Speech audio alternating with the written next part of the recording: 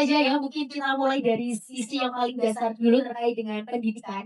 Kita akan mulai dari sekolah Sogan dulu teman-teman, karena pada dasarnya pendidikan itu adalah kunci yang sangat penting untuk menumbuhkan kesadaran seseorang, apalagi dalam hal lingkungan. Kita mulai dulu dari Mas Dilan, yang tentunya kita akan mengetahui nih gimana sih sudut pandang seorang Mas Dilan, anggota dari komunitas sekolah Sogan, yang bergerak di bidang pendidikan tentang lingkungan gitu ya Mas ya. Mungkin waktunya 15 menit Mas untuk masing-masing pembicara.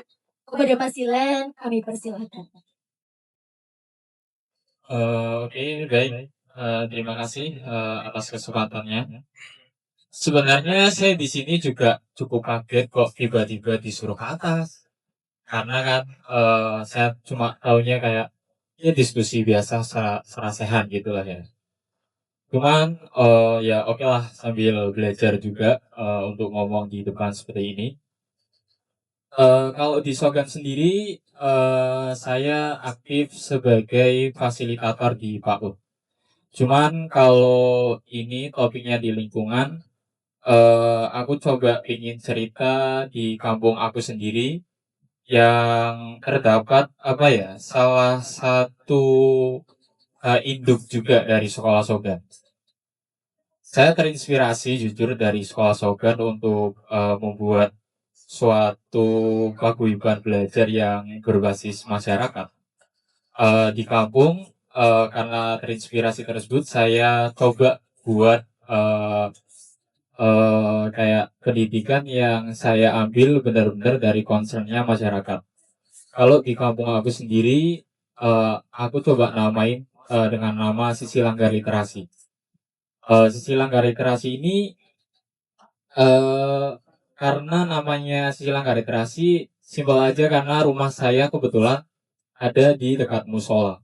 Dan memang masyarakat di kampung saya itu benar-benar saya anggap religius lah. Dan ada dua program juga di situ. Pertama ada fikih, yang kedua juga ada kampung bersuara. Nah, yang menarik yang bisa dikorelasikan dengan lingkungan yaitu di acara kampung bersuara. Di mana acara kampung bersuara itu kami dari anak-anak kampung dengan latar belakang yang berbeda-beda berusaha untuk mengajarkan ilmunya. Misal ada teman saya anak SMK kelistrikan, ya kamu harus ngajar kelistrikan di sini. Ada teman saya yang bengkel, kamu harus ngisi bengkel di sini. Ada teman saya di kampung yang anak hukum, ya kamu harus ngisi hukum di sini. Seperti itu. Nah, sampai akhirnya kita juga punya salah satu concern, dari situ timbul kekompakan untuk membangun lingkungan di kampung Paris yang lebih baik. Nah, dari situ akhirnya dari pemuda-pemuda yang sering berkumpul, berdiskusi, gitu ya, kita adakan rapat. Jadi di kampung itu jarang banget rapat. Bahkan guyup rukun itu saya kira kurang lah di kampung. Tapi sejak ada acara kampung bersuara, pemuda-pemudanya aktif, bisa jadi penggerak. Bisa benar-benar jadi penggerak. Bahkan eh, perannya itu dari saya, Mas Kumai, Mas Nafi dan yang lainnya itu lebih dianggap aktif daripada RW atau RT-nya. Bahkan udah banyak masyarakat yang eh menginginkan bahwa Mas Dilan, Mas Kumai nanti harus jadi pemimpin di kampung ini, jangan sampai keluar dan sebagainya gitu.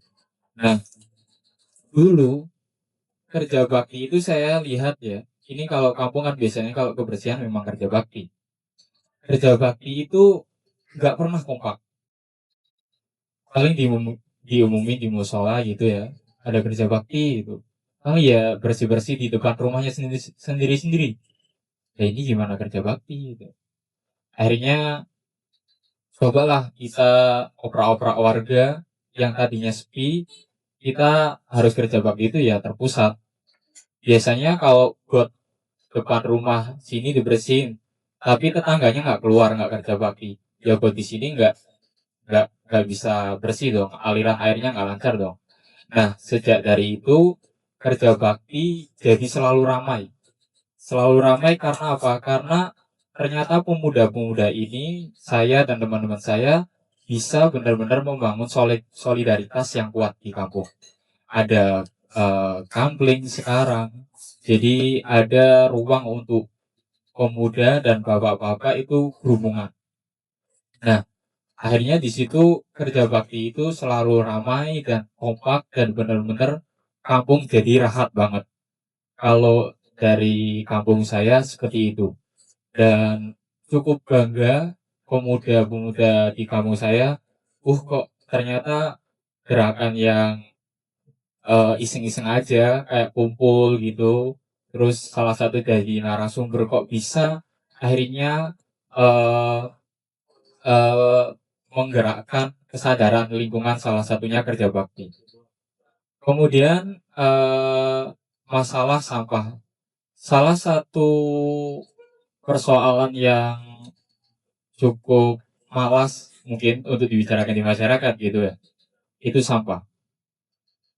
Kita pengen coba bisa nggak sih kita membereskan masalah ini, karena kan sekarang pengambilan sampah itu udah rada susah ya di kalangan ya. Kadang numpuk di depan rumah itu bisa sampai 5 hari. Lalu ini gimana? Tapi suara dari masyarakat itu benar-benar nggak ada. Mereka cuma pengen aku bayar 20.000 juga ke. Nggak ada benar-benar inisiatif untuk itu. Cuma akhirnya ada sedikit lah, ada satu orang yang ngayomi eh, pemuda-pemuda di Kampung Paris, coba diajak main ke komunitas Sabulidi, kita dikasih pelajaran nih, ternyata bisa loh untuk mandiri dalam mengolah sampah. Seperti ada rumah botol dan pemisahan antara sampah organik dan anorganik. Cuma sampai saat ini pun itu belum terrealisasi karena memang satu ya, apalagi persoal lingkungan itu yang dibutuhkan kober. Kalau nggak kober ya susah. Cuma itu aja sih. Jadi dari pemuda-pemuda pun sampai saat ini belum ada yang cover. Jadi sampah di kampungku ya masih tetap nungguin orang yang ngambil terus bayar gitu aja, dan kadang sampai 5 hari nggak diambil tuh sampai sekarang masih ada itu. Cuma tetap ada progres di kerja bakti. Nah itu. Kemudian kalau perspektif saya yang lebih di dunia pendidikan ya, karena kebetulan saya hampir setiap hari bertemu dengan anak-anak PAUD gitu ya. Ada sedikit yang mungkin saya nggak terlalu terkhawatirkan sebenarnya, yaitu tentang sensitivitas anak terhadap kualitas lingkungan itu sendiri. Ketika anak-anak di jalan-jalan, aku membayangkan gitu, oh kali ini saya ternyata kali itu ada eceng gondoknya, misal. Mereka akhirnya punya standar bahwa kali yang baik itu ya hitam rak ireng rak popo tapi ana enceng gondoke. Bisa jadi seperti itu. Yang saya takutkan juga salah satunya saya mengajar itu di Rusunawa di Selamaran. Memang lingkungannya agak sedikit kotor ya. Jadi terkadang saya kalau mengkorelasikan dengan persoalan lingkungan itu ya gimana ya? Apakah setiap generasi itu selalu turun tingkat sensitivitasnya terhadap kebersihan lingkungan itu sendiri? Mungkin itu saja sih yang terpikirkan kalau untuk saat ini persoalan lingkungan, dan eh, mungkin aku pengen karena eh, dijadikan salah satu narasumber di sini rada punya eh, keinginan lah gimana ya supaya bisa meningkatkan sensitivitas anak terhadap kebersihan lingkungan itu sendiri. Dan nanti pengennya sih saya coba diskusikan dengan Bu Ani dan Bu Dinda yang memang di situ mereka sebagai pengajar untuk bisa membuat metode pembelajaran mungkin di outdoor supaya anak-anak benar-benar punya sensitivitas lingkungan yang baik gitu. Kalau dari sekolah Soga mungkin itu saja. Karena memang kalau saya lihat kita di Sinau Bareng pun lebih fokus ke bahasa mungkin. Yang aktif itu salah satunya bahasa Inggris, kemudian juga teater. Kalau di lingkungan mungkin di PAUD sih sebenarnya yang bisa dipupuk gitu loh. Kalau dari saya itu aja, Mbak. Terima kasih. Baik, sangat luar biasa sekali ya, Mas Dilan. Kita jadi dapat insight nih teman-teman ya gimana sih apa lingkungan itu di dunia pendidikan yang pastinya itu emang harus dipupuk sekali, dan juga peran pemuda di kampungnya Mas Dilan ini sangat luar biasa sekali ya, bisa menggerakkan yang namanya kerja bakti. Lalu tentang sampah ya masih jadi PR. Memang sih Mas, untuk masalah sampah itu emang sampai saat ini masih menjadi PR ya, bukan cuma untuk Pemkot tapi untuk kita semua di sini ya teman-teman ya, sampai saat ini belum terpecahkan. Kenapa Anda begitu peduli untuk mengembalikan ekosistem awal?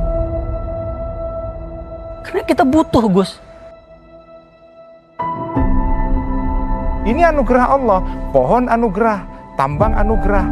Mari kita lihat kalkulasi maslahat mafsadatnya.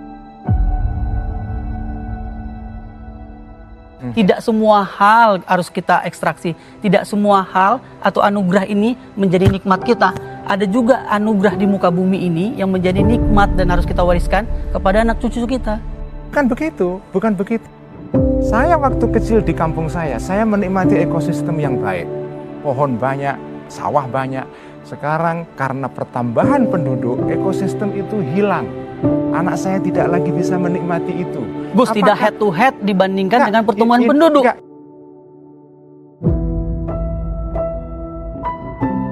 Ini yang saya sebut dengan Wahabisme itu.